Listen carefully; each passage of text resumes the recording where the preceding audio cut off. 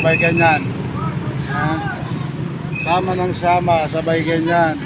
Ano sa atin naman? Ha? Anong lagay natin ngayon? Ha? Yan ang resulta ng hindi natutulog pagtanghali. Ha? Yan mo. O ano? Ha? Yan ang resulta ng mga hindi natutulog. Ha? Tulog.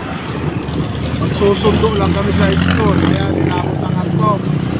Patay tayo dyan. Yan, tingnan nyo. Hayaan mo na, hayaan mo. Yan ang resulta ng mga ano na